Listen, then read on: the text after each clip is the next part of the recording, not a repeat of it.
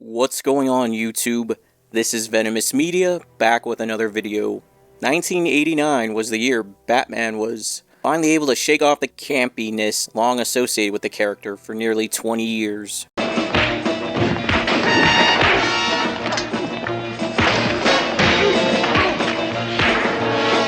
Striking gold at the box office and getting praise from fans and critics alike, and forever becoming part of film history, showing the world you can have a mature Batman movie. DC and Warner Brothers had their home run. Now you might be asking, what did Marvel have going on in 1989 in the live-action department? Well, there was the Trial of Hulk, where we saw the first live-action versions of Kingpin and Daredevil, but that was on the TV side of things, so what about the big screen? Did Marvel have any movies?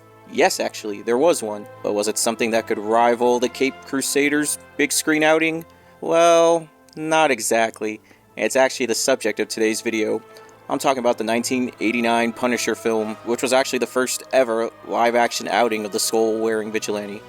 I already covered the 2004 film with Thomas Jane, saying it's an underrated pre-MCU comic film.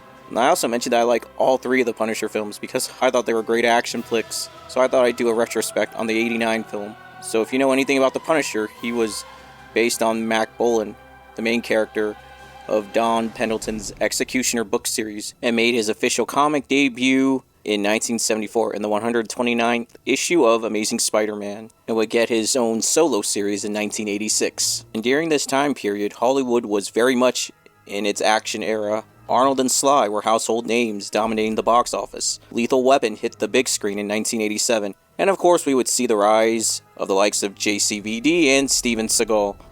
So it seemed like the perfect time to make a Punisher movie. And in 1988, a Punisher film had entered production. So let's dive right into this. Punisher was directed by Mark Goldblatt, who had spent most of his career pre- and post-Punisher as an editor, having a number of big and small budget films to his name, such as Piranha, Enter the Ninja, Halloween 2, and even some action flicks like Terminator, Commando, Rambo Part 2, and RoboCop. That's quite a resume for somebody directing a Punisher film. However, Punisher was only his second credit as a director. Prior to this, he directed Dead Heat, which starred the late great Treat Williams. The script was written by first-time writer Boz Yakin, who would go on to work on films such as Now You See Me, Safe with Jason Statham, and Prince of Persia. Playing the titular hero was none other than Dolph Lundgren, who had his breakout role as Rocky IV villain Ivan Drago, which led him to getting the role of He-Man in the underrated classic Masters of the Universe, which unfortunately bombed, but despite that minor setback, Dolph was still making himself known as an action star. And just before the Punisher, Dolph did the underrated Red Scorpion, which was unfortunately another bomb, but the good news for our favorite Rocky villain was the Punisher movie was going straight to video with a very limited theatrical release, so it didn't necessarily need Arnold or Sly leading the charge. Of course, before Dolph got the role, Connor MacLeod of the Clan MacLeod himself, Christopher Lambert was the top choice, but suffered an injury before filming began. Steven Seagal expressed interest in the role, which he might have been miscast as the Punisher, but I'm not gonna lie, I would have loved the violence and brutality in Seagal movies to be in a Punisher adaptation. And finally, it was once rumored that Michael Parry of Streets of Fire and Eddie of the Cruisers fame, who was actually starting to establish himself as a direct-to-video action star, was a contender for the role, but apparently that was debunked. The supporting cast included the talented and underrated Louis Gossett Jr., who tragically passed away this year, Nancy Everhard, who, fun fact, replaced a young Nicole Kidman, Kim Mayori, and 007 baddie Joran Krob. Outside of Louis Gossett Jr., there wasn't really any star power. In fact, most of the cast in the movie were Australian, British, and European, and the movie was actually filmed in Australia.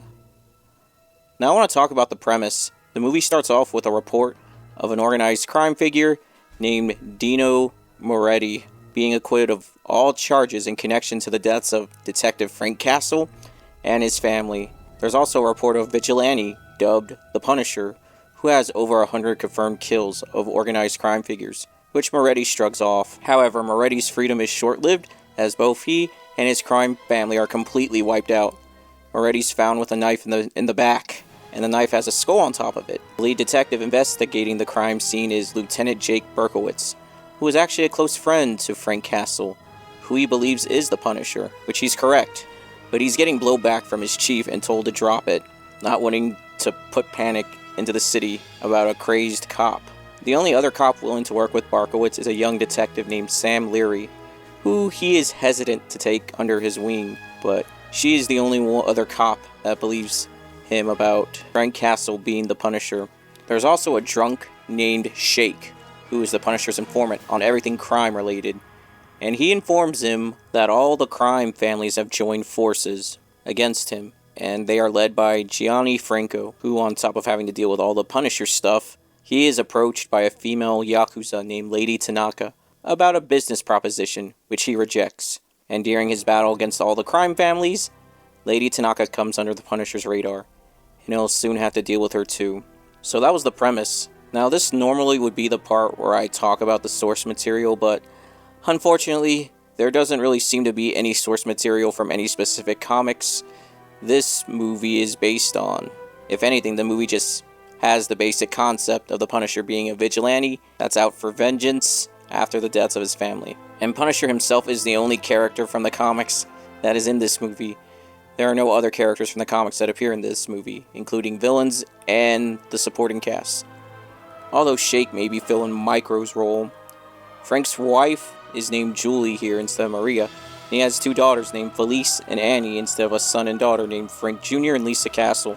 So not a deal breaker, I guess, since they ultimately serve their purpose here nonetheless. A couple of sources mention that this version of Frank Castle is an ex-Marine, but it's never directly mentioned at all in the movie.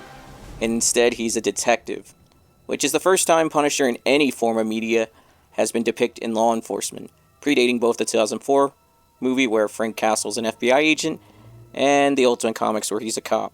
And of course, right off the bat, you will notice that Punisher is not wearing his jumpsuit, which he was in the comics at the time, nor his skull that he's known for. The writer for the movie, Yakin, actually did include it in a script. It would have been a spray-painted skull, which actually makes an appearance in the comic retelling of the movie, but the director, Goldblatt, and the producers didn't want to include it. The only trace of the iconic skull in the movie is on the knives Punisher uses. So yeah, this is the most unfaithful version of Punisher as far as comic material goes. But despite all this, it's still an awesome action flick. I mean, seriously, there's lots of badass action scenes, and there are plenty of kills throughout the movie. And aside from Ray Stevenson, Dolph is physically the most perfect actor for the role, and is the only one that's actually a martial artist, which makes these action scenes work perfectly. Now onto the acting. Compared to the Punishers that would come after him, Dolph might be the weakest actor to play him, but still, I liked his take, and think he did a decent job with what he was working with. And of course, Louis Gossett Jr. is always great, and Nancy Everhart did a decent job as Detective Leary. Kim Iori did a great job as Lady Tanaka. The only real gripe I have with the cast is all the actors playing Italian-American gangsters aren't using Italian-American accents. You can honestly hear their native accents, like they're not even trying to cover them up. And of course, overall, the movie is basic as far as the plot itself goes. Vigilante out for revenge. And of course, the mobsters are all generic, with Lady Tanaka being the only standout baddie. And there actually were some scenes that were cut from the final movie, including a sting operation which involved Frank and Berkowitz, giving us an insight on their partnership and friendship. And Detective Leary was there undercover. This scene is only vaguely referenced in the final film by Detective Leary, as Berkowitz doesn't seem to recognize her, and she reminds him that she was undercover during that operation. We also get a little bit more of Frank's family in the work print, because we see brief flashbacks of them dying in a car explosion, but in the work print there's more buildup of them to their deaths, rather than just a quick flashback, and it's in response to the operation Frank was involved in. So yeah, it would have been nice if that was included in the final film, but the good news is the work print has surfaced and you can view these scenes on YouTube. Again, I still enjoyed the movie mainly because of the action. Now, despite this only getting a very limited release, it went on to make $30 million on a $9 million budget. And given that this is a fifth of the Batman movie and didn't have any hype, press, or marketing, this was technically a win for Marvel as far as the Punisher movie goes. Now, compared to other comic movies, there isn't much info as far as the history of the production goes, nor are there really any interesting facts outside the castings that were considered for the movie that I mentioned earlier. And despite being a success, I didn't find any information if this was intended to be the start of a Punisher film franchise. And last year, Dolph reflected on the movie, saying he didn't really know about the Marvel Universe at the time, but he actually enjoyed working on the Punisher film and became really good friends with Louis Gossett Jr. And they would go on to star in the 1991 movie The Cover-Up. And that same article mentions an interview with Garth Ennis, saying he liked all the Punisher actors, saying they all brought something to the role. But he considers Dolph his favorite. In his opinion, he was the most faithful of all the actors that played the Punisher. And after the Punisher, Dolph Lundgren continued to establish himself as an action star, mostly on the direct-to-video side of things, but most of them were awesome in my opinion. And Punisher wasn't Dolph's only attempt at comic book projects. He would also make appearances on the CW series Arrow, and in 2018, he was part of the cast of Aquaman as Mira's father, King Nereus. Anyway, that's all I wanted to say about the 1989 Punisher film. What do you think about it? Did you like it? If so, what'd you like? If not, what didn't you like about it? Also, comment down below if you have any suggestions for my next comic movie retrospect, or if you want me to reflect on comic TV series, animated series, animated movies, and games. Or let me know if you want me to go beyond comic adaptations, and you want me to tackle on movies, shows, cartoons, and games, period. Because I am all ears. Make sure you comment, like, and subscribe. This is Venomous Media, signing off.